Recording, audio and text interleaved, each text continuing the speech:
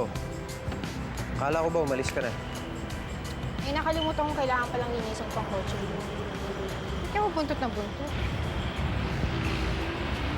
Bakit galit ka? Nakakairita ka eh. Alam mo yun, bigla ka nang lalapit dito, tapos may sasabihin ka, tapos bigla ka nang mauutal, tapos tatahimik ka bigla. Ano ba? Ang gulo-gulo mo kausap?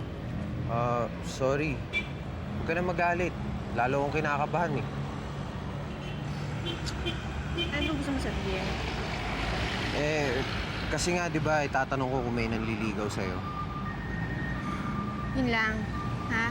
Pwes, wala. Wala nang nililigaw sa akin. Yung ba yung gusto mong patunayan, ha? Ha? Na ipamukha mo sa akin na paglaki ko, magiging old maid ako? Hindi. May mga nagkakagusto sa'yo. Okay, fine. Pero sino? Pakita mo. Saan? Nasaan sila? Si ano? Sino? Ako. Ikaw?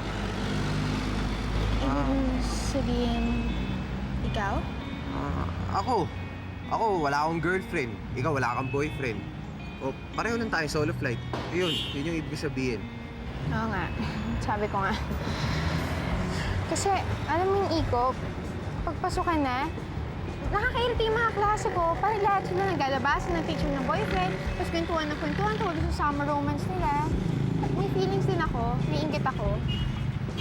So, gusto mo ng summer romance?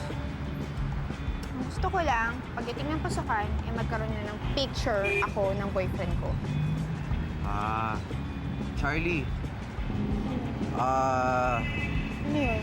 Ano?